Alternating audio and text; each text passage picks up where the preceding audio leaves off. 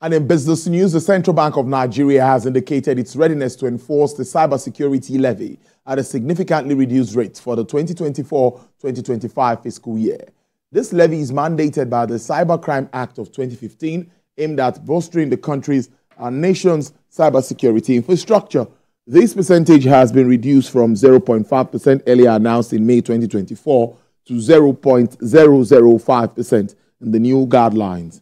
In the recently released monetary credit, foreign trade, and exchange policy guidelines for fiscal years 2024-2025, the document, the CBN reaffirmed its commitment to discharge, requiring banks and other financial institutions to deduct the levy from all electronic transactions. The revenue generated from this levy is directed towards a cybersecurity fund intended to support measures that safeguard Nigerian banking system from the growing threats of cyber attacks. Meanwhile, President Bola Tinubu approved the sales of crude oil to Dangote Refinery and other local refineries in Naira, marking a significant shift in Nigeria's oil and gas industry processes. Now, this approval for Naira-denominated oil sales is expected to stimulate local economic activities and create a more stable economic environment for both consumers and businesses. Chief Executive Officers of AHA Consultancies and energy expert, Mr. Ademola Adigun, on our Business Nigeria program. Throw more light on these issues. As it is in an export-free zone. And therefore, while it's technically in Nigeria, geographically in Nigeria, it's not technically a Nigerian-based refinery. The agreements of 2017 signed with the federal government and Dangote allows it to export products into Nigerian custom-free area in dollars. The refinery was built on loans in dollars. Nobody should expect Dangote to be a charitable arm, and therefore it should always be a business which has to recover its costs and bring money. And I've said elsewhere that, look, the value chain of refining crude and value addition is a dollarized value chain.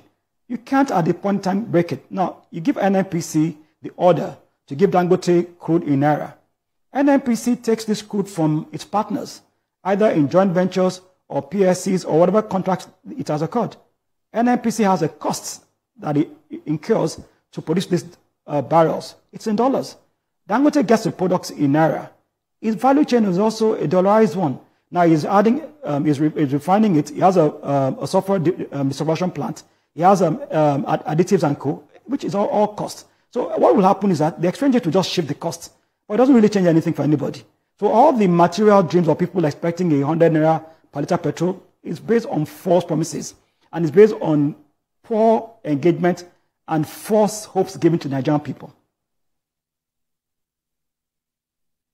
Meanwhile, the investment migration industry has experienced exponential growth in recent times. Industry, which is projected to hit $100 billion value by 2025, has been driven largely by the desire of high net worth individuals across several countries to acquire a second citizenship, or what is called golden passport, for various reasons.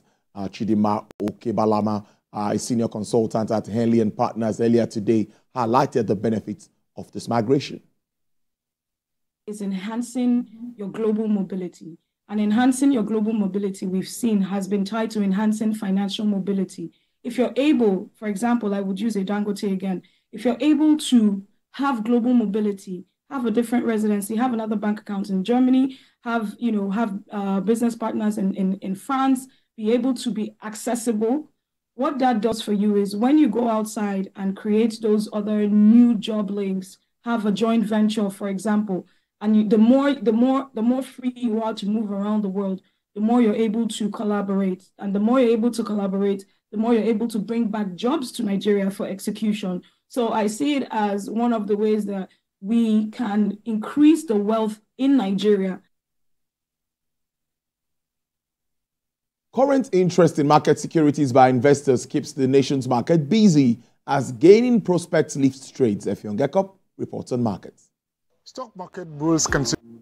The dollar yielded some of its overnight gains today, while Asian stocks struggled as traders weighed the odds of a supersized Federal Reserve's interest rate quote. Japan's Nikkei stocks average climbed as much as 1.3% early due to the overnight weakness in the yen, but pared those gains to just 0.3 to 3% as the currency rebounded. China's blue chip slipped 0.18% after coming back online following a holiday extended weekend. And Taiwan returned from a day off to tumble 1%. Australian benchmark sagged 0.1%, as the MSCI's broadest index of Asian Pacific shares outside Japan slid 0.27%.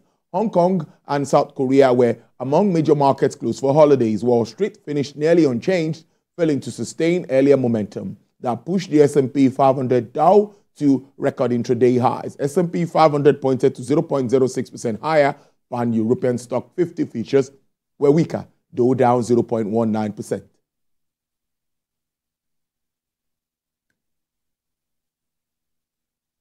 Now we go to crude oil prices now that have remained mixed today, both high and low. We start with the West Texas Intermediate crude that is down 1.07%, selling at $70.43.